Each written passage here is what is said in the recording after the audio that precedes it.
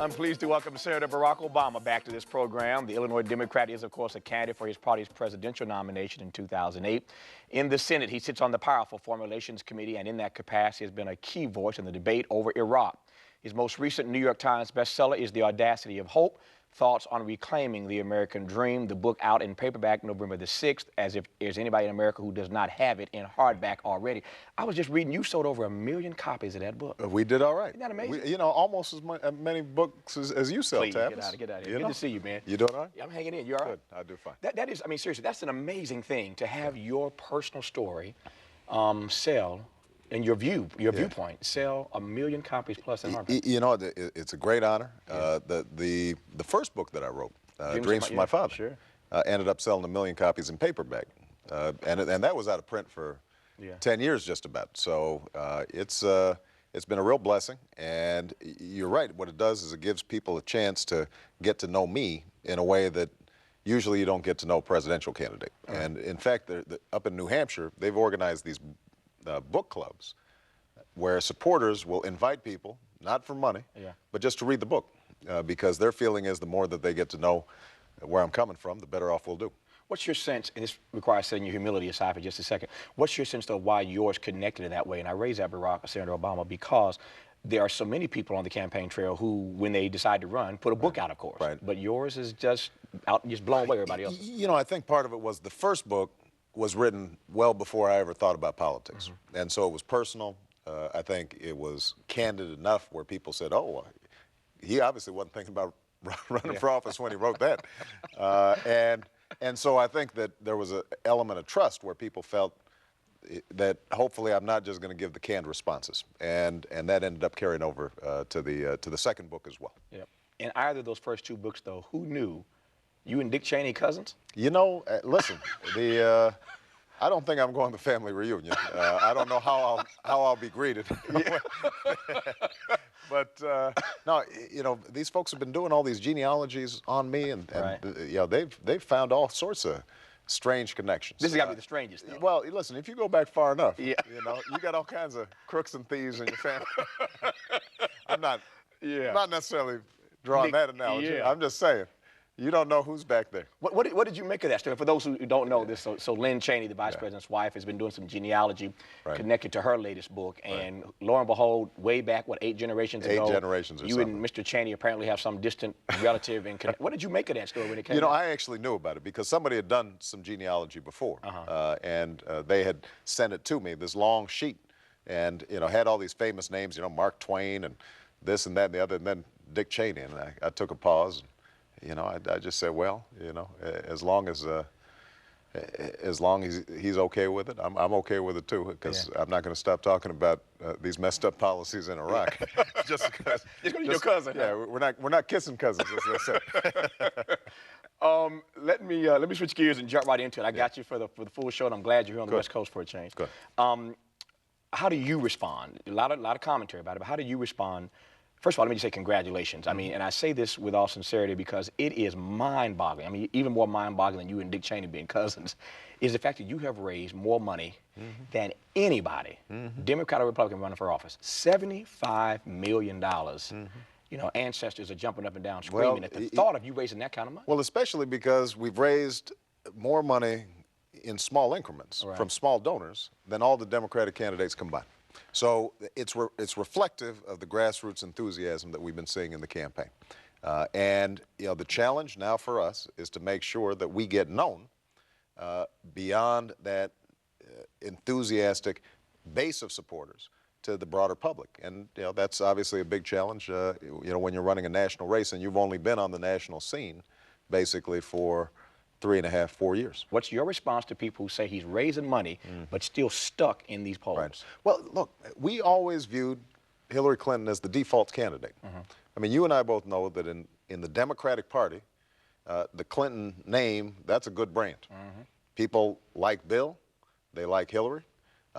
We always knew going into this race that we were going to be the underdogs.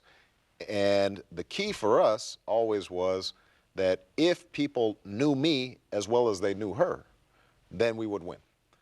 And the only way we could do that is to focus on the early states. We can't run a national campaign because we can't run, even as much money as I've raised, we can't advertise all across the country. So our key strategy has always been we focus on Iowa, Nevada, South Carolina, New Hampshire, that we talk to people about not only health care and education and energy and Iraq, all the things that people are, all the candidates are talking about, but also talk about who can bring the country together to solve these problems, who can overcome the special interests that stand in the way of solving these problems, who's going to be straight with the voters and tell the truth. And if we can deliver that message in the early states and do well, then I think that that will translate into the national. But we're not going to see a change in the national polls until the first votes are cast in Iowa. I mean, those are reflective of the casual voter, the person who doesn't know, isn't watching, the nightly news reports all the time, who says, yeah, I sort of like Clinton. And Obama, I like him too, but I don't know that enough about him. And that's our challenge. We've got to close that gap. Two quick follow-ups on that before we move on.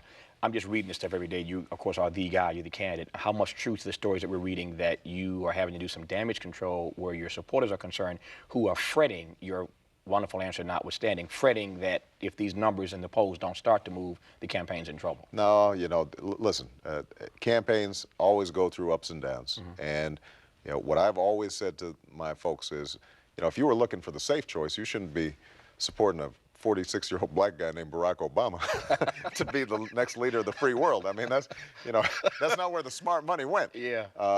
Especially when you're running against the dominant political force in the Democratic Party over the last 20 years. People have gotten involved in our campaign because they believe that politics as usual, business as usual, is not adequate.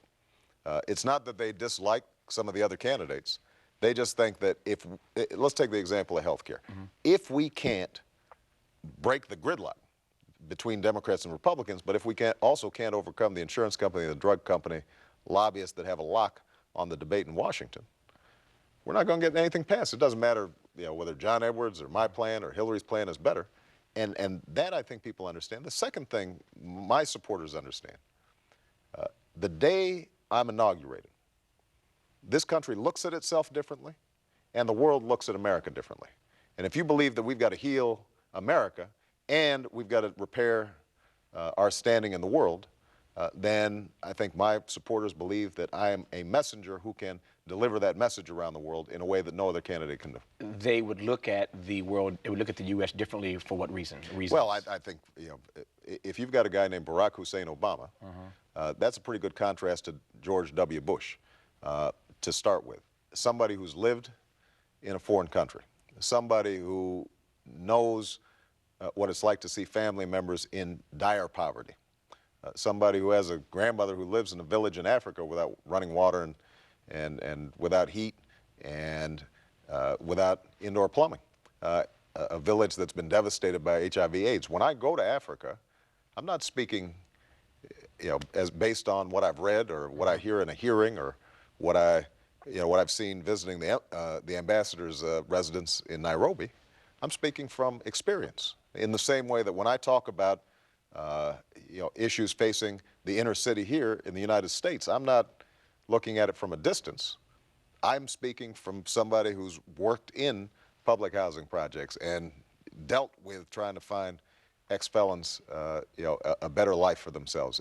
And so that experience, I think, gives me more credibility to talk about these issues. Let me go back to Hillary Clinton for just a second, since we raised her earlier. One could argue that these national polls notwithstanding, people really don't like Hillary Clinton. You said that people like the Clintons, they like Bill, they like Hillary. One could argue, if you dig deep in these numbers, one could argue at least that they really don't like Hillary, in that these numbers seem to suggest in many of these polls that she's not the most electable Democrat in a face-off with two or three people on the other side of the aisle, in part because her negatives are so very high.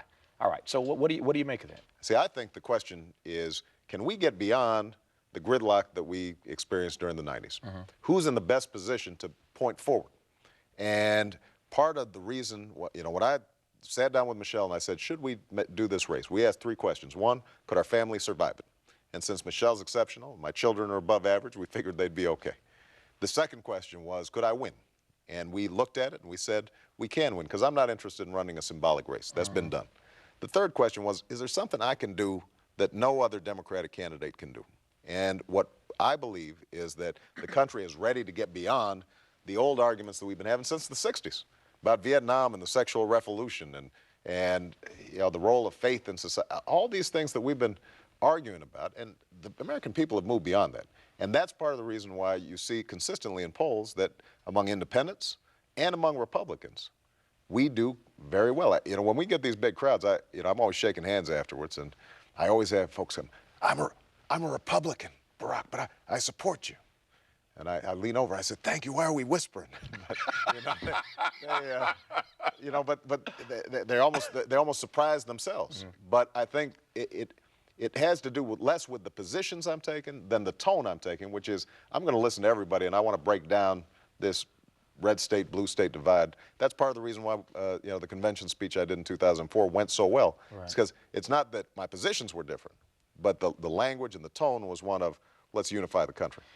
Your dear friend, my dear friend, and your supporter, Dr. Cornel West, right, and I were in a conversation the other day, and we were going back and forth as we tend to do about these these issues. And the point was made that if you had the support, speaking of symbolism, if you had the support that Jesse Jackson had in Black America, in '84 or '88, this race would be over.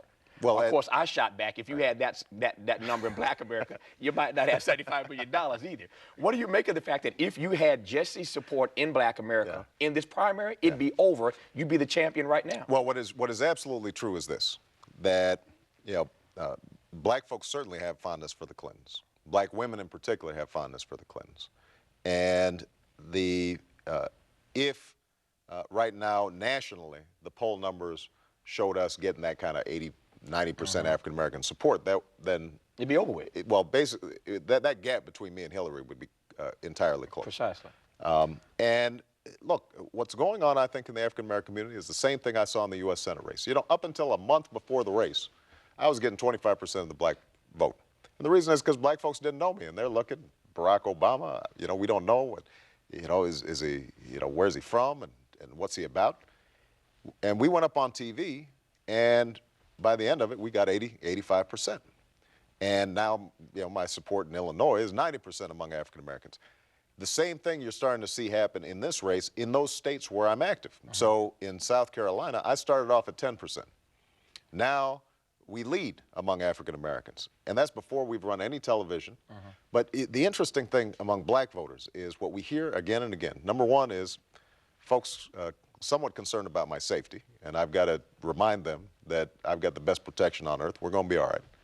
Don't fear on that. The second thing is they're not sure white folks will vote for me. And what I try to say is don't sell ourselves short. Don't anticipate that this can't be done. Because when we've made progress at each juncture, it's been because we made a decision, we're going to break through those barriers. You can't tell me that I can't do something. If people said I couldn't win that U.S. Senate race, we won it by record numbers. I got the most votes of any elected official in history in Illinois. We won the white vote, Black vote, Hispanic vote, Asian vote, rural vote, urban vote. Don't tell me I can't do it. And what I want us to do is to focus on the fact that this can be done. And then once people break through that threshold, then they can ask themselves, okay, is this guy a guy who is going to care about me and work on behalf of my issues? And there I can say, look at my track record. As a community organizer, I didn't go to the fancy white shoe firm. I worked as a civil rights lawyer. I worked in public housing. I have fought on issues that are hard, like criminal justice issues, where there's a political cost to pay. And I will put my record against any of those candidates, and once they realize that record, then I think we're going to be in a strong position to win. You mentioned a moment ago your personal safety, and in addition to being a fine candidate, you must be a prophet as well, because I was literally in my car driving to the studio to have this conversation with you today, and you and I are both admirers, lovers. I certainly see myself, and I think you do. We've talked about it many times off camera. We see ourselves as part of the Kingian tradition in this country. I'm in my car on the way to the studio just an hour or so ago, listening to some King stuff. Right. And I brought the CD in. I want to play a clip from you. This is King speaking at a church in your hometown in 1966, talking about his own fear for his own life. As you know, he didn't talk about this very often in public. But here he is in a church in Chicago, dateline 1966, Barack Obama's hometown. The words of Dr. King. Take a listen. I want to ask you something about this. They started making nasty telephone calls, and it came to the point that some days more than 40 telephone calls would come in, threatening my life, the life of my family, the life of my children. I took it for a while in a strong manner, but I never will forget one night very late. It was around midnight, and you can have some strange experiences at midnight. He goes on to talk about the fear for his own life. This, of course, King speaking about Montgomery, Alabama, when he was leading the movement there.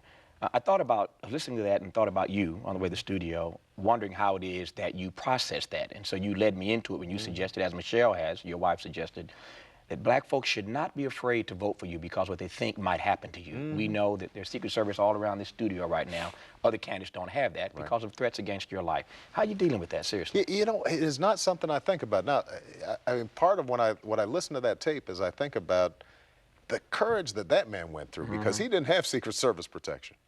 And law enforcement in the towns where he was working were against him. Some of them were Klans members. And so I can't even comprehend the degree of courage that was required, and yet look what he did each and every day, getting up, speaking out, marching, leading. And it just reminds me of that tradition where the stuff we go through now, I get called names, right? People call me up, they say, oh, I'm sorry about that bad newspaper article about you.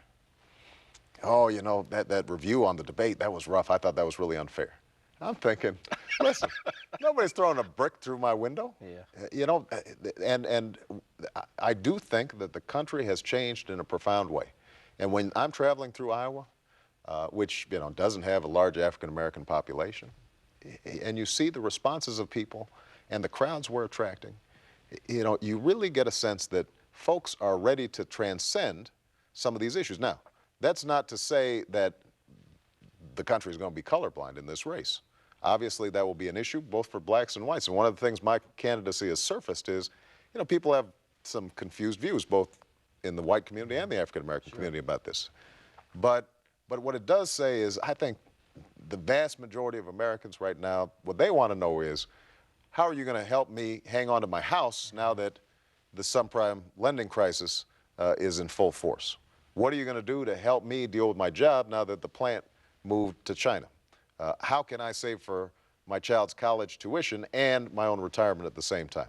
And if I can answer those questions effectively in the last few months of this campaign, then we have an excellent chance of getting this nomination. Speaking of the issues, one of the strategies that it's clear that the Obama campaign is employing now is to remind people of your opposition to the Iraq War before the vote even went down. To contrast that with one Hillary Clinton and others who voted to support the war and give President Bush what he asked for.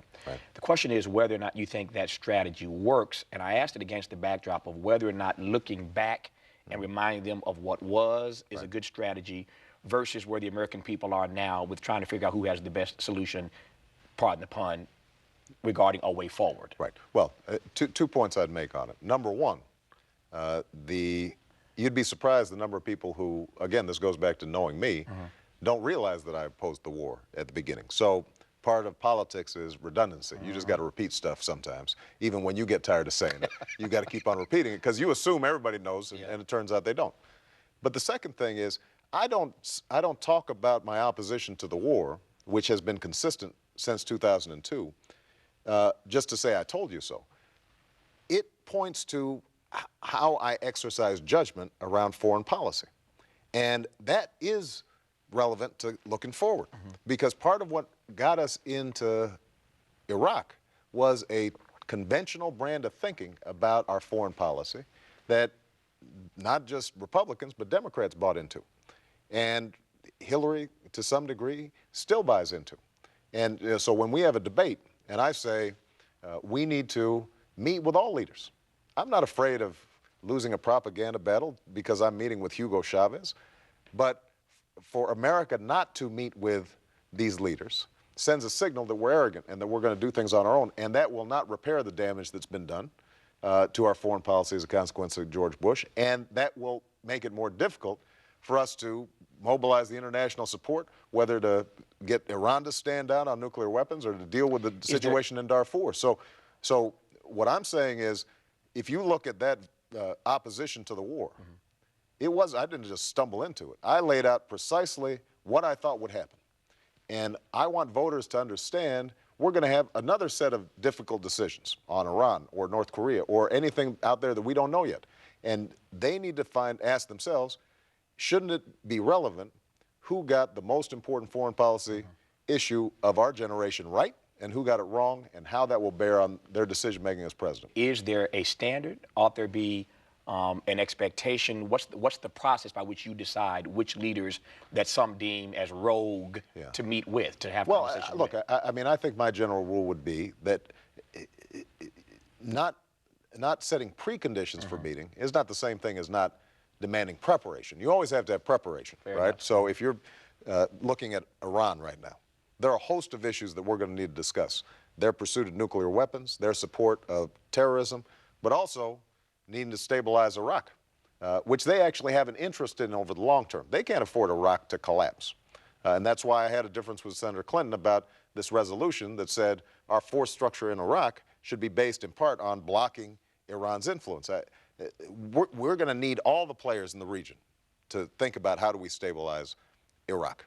So I want our initial low-level diplomats to start making contact, sending signals that there are both consequences if they are acting adversely to our interests, but that there are also carrots out there in terms of them joining the world economic community, that they can help, they can start trading in ways that they can't, if there are areas of mutual interest. Eventually, over time, as a consequence of that preparation, then you are in a position to start having a conversation. What you don't do is say, we won't meet with you until you agree to everything that's going to be the subject of negotiations, in which case their attitude is, well, why should we meet in the first place? I've watched you on a number of shows of late get asked this question. Right. I'm insulted by it when I see you get asked about whether or not you'd accept a number 2 slot on the ticket. Would you consider? I think it's insulting to even ask you that at this point in the race, given what you've done so far to prove that you could be the nominee. That said, so let me ask you that question. Do you think, though, the other question I get asked all the time is whether or not America is ready for a woman African-American on the ticket, or, to your point, an African-American woman on the ticket? Is America ready for that at the same time? You know, I think that what America wants desperately is change. And they want not incremental change, they want big change. Now, they've got to have confidence. They won't vote for me just because it makes them feel good, well, let's have a black person, any more than they'll vote for Hillary just to say, isn't it great that we finally got a woman? They want to know that you can take care of the business of this country. And that's the primary criteria by which they're making decisions. I mean, I think at this point, the main thing that every voter is doing is just sorting this out and trying to figure out who's got the characteristics, who's got the judgment, who can bring the country together, who's going to fight for us against the special interests. And most of all, and this is something that I want to emphasize, who's going to be straight and tell the truth? I'm glad you're in the race, and I am honored you came to see me. Appreciate it. Enjoyed it. Thank you. Thank you, Senator. Barack Obama, that's our show for tonight. Catch me on the weekends on PRI, Public Radio International. You can access our radio podcast through our website at pbs.org. I'll see you back here next time on PBS. Until then, good night from Los Angeles. Thanks for watching, and as always, keep the faith.